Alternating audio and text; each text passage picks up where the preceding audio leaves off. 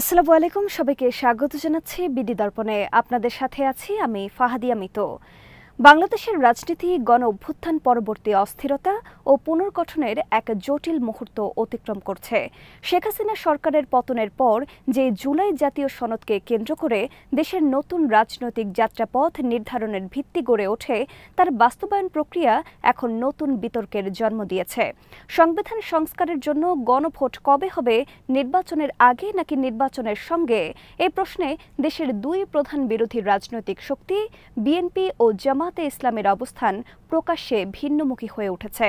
রাজধানীর ইন্টারকন্টিনেন্টাল হোটেলে trace consultancy আয়োজিত এক সংলাপ অনুষ্ঠানে এক মঞ্চে দাঁড়িয়ে দুই দলের নেতারা যেই বক্তব্য দিয়েছেন, তার মধ্য দিয়েই এই মতপার্থক্যের রাজনৈতিক গভীরতা স্পষ্ট হয়ে ওঠে।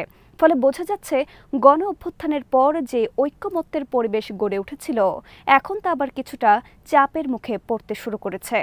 জুলাই সনদ যে মূলত একটি সম্মিলিত জাতীয় ব্লুপ্রিন্ট, যার উদ্দেশ্য ছিল একটি নিরপেক্ষ অন্তর্বর্তী সরকার গঠন, রাষ্ট্রীয় প্রতিষ্ঠান পুনর্গঠন, ক্ষমতার কেন্দ্রীয়করণ ভেঙে গণতান্ত্রিক ভারসাম্য প্রতিষ্ঠা এবং একটি গ্রহণযোগ্য নির্বাচন আয়োজন, তা নিয়ে রাজনৈতিক মহলে আপাত দৃষ্টিতে কোনো বড় বিরোধ ছিল না।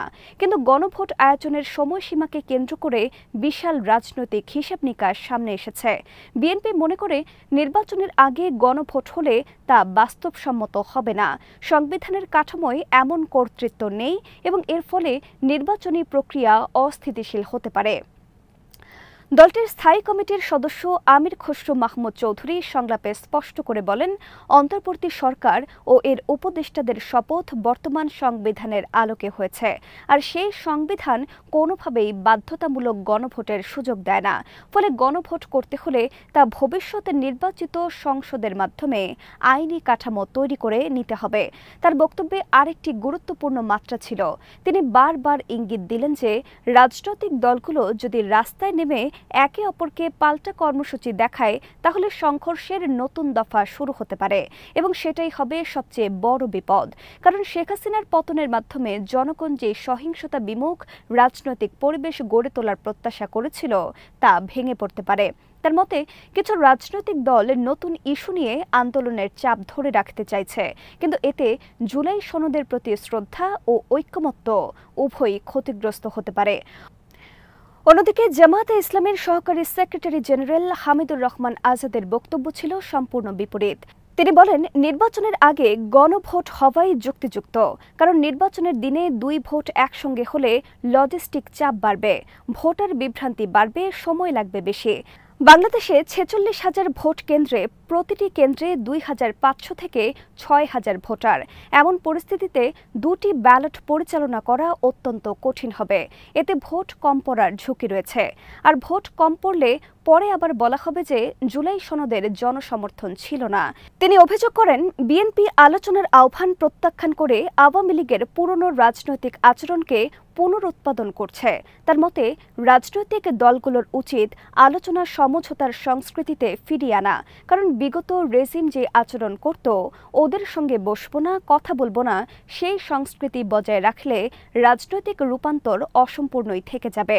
অন্তর্বর্তী সরকারের পক্ষ থেকেও চাপ বাড়ছে। প্রধান উপদেষ্টার প্রেস সচিব জানিয়ে দিয়েছেন যে ফেব্রুয়ারি প্রথমার্ধে নির্বাচন আয়োজনের কঠোর অঙ্গীকার রয়েছে এবং যদি রাজনৈতিক দলগুলো গণভোটের সময় নিয়ে ঐক্যমত্যে পৌঁছাতে না পারে, তাহলে সিদ্ধান্ত নেবার দায়িত্ব স্বয়ং অন্তর্বর্তী সরকারের ওপর বর্তাবে। এই ঘোষণা রাজনৈতিক ভারসাম্যকে আরও সংবেদনশীল করেছে, কারণ দলগুলো অনুভব করছে, যদি তারা একমত হতে ব্যর্থ হয়, তাহলে তারা তাদের প্রভাব হারাবে এবং সিদ্ধান্ত সরকারের হাতে কেন্দ্রীভূত হয়ে যেতে পারে। আবার আন্তর্জাতিক পরিসর থেকেও সময়সীমার চাপ রয়েছে, কারণ দীর্ঘ অস্থিরতা বা অসম্মত অবস্থা নির্বাচনকে প্রশ্নবিদ্ধ করতে পারে। বাংলাদেশের মাঠ পর্যায়ের নির্বাচন ব্যবস্থাকে বিবেচনায় নিলে দেখা যায়, দুটি ভোট একসঙ্গে আয়োজনের বাস্তব ঝুঁকি যথেষ্ট। দুটি ব্যালটে ভোট দিতে গেলে প্রতিটি ভোটারের সময় দ্বিগুণ হয়ে যায়। বর্তমান গড় হিসেবে একজন ভোটার ভোট দিতে 40 থেকে 60 সেকেন্ড নেয়। দুটি ব্যালটে এর 1.5 থেকে 2 মিনিট হয়ে যেতে পারে। এর অর্থ যে কেন্দ্রে গড়ে 3000 ভোটার আছে সেখানে ভোট গ্রহণের সময় 8 ঘন্টা থেকে বেড়ে 12 থেকে 14 ঘন্টা লাগতে পারে। ফলে কেন্দ্র স্থগিত হওয়া, উত্তেজনা সৃষ্টি বা কেন্দ্র দখল বাড়ার ঝুঁকি বাস্তব। ভোটার বিভ্রান্তিও বাদ দেওয়া যায় না, বিশেষ করে গ্রামাঞ্চলের বয়স্ক বা অশিক্ষিত ভোটারদের ক্ষেত্রে।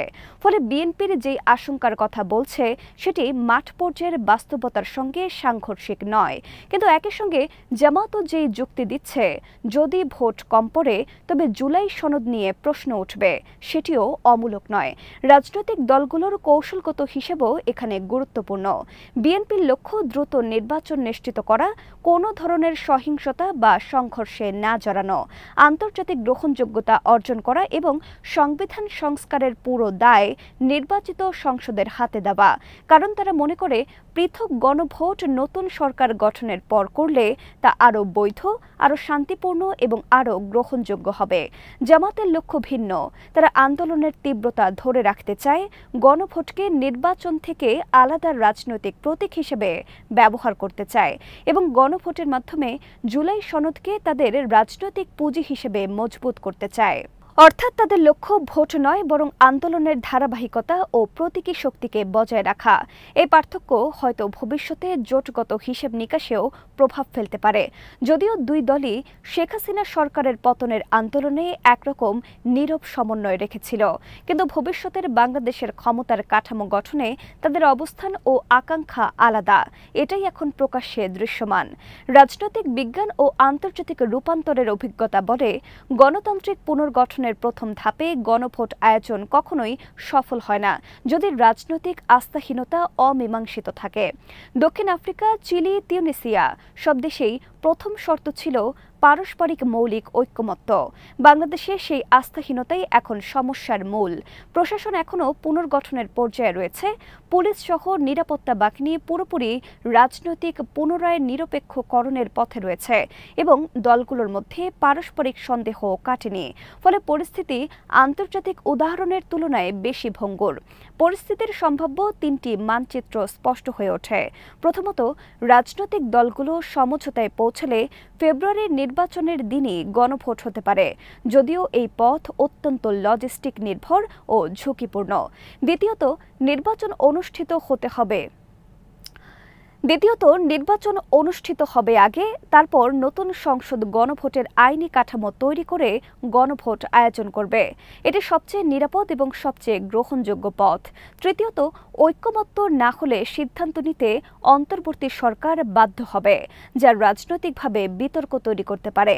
ফলে সবচেয়ে বাস্তবসম্মত পথটি হল নির্বাচন আগে, গণভোট পরে। সর্বোপরি বলা যায়, জুলাই সনদ বাস্তবায়ন বাংলাদেশের গণতান্ত্রিক পুনর্জন্মের সবচেয়ে বড় সুযোগ। কিন্তু রাজনৈতিক দলগুলোর পারস্পরিক যুক্তিযুদ্ধ, সন্দেহ, কৌশলগত অবস্থান ও রাস্তাভিত্তিক শক্তি প্রদর্শনের প্রতিযোগিতা এই সুযোগকে ঝুঁকির মুখে ফেলতে পারে।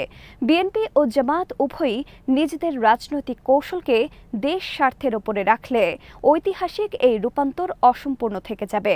বিপ্লবী ওয়ার্কার্স পার্টি, বিভিন্ন রাজনৈতিক বিশ্লেষক ও উপদেষ্টারা যেই আহ্বান জানাচ্ছেন, আলোচনা, বোঝাপড়া ও সমঝোতায় না গেলে অর্জন নষ্ট হবে।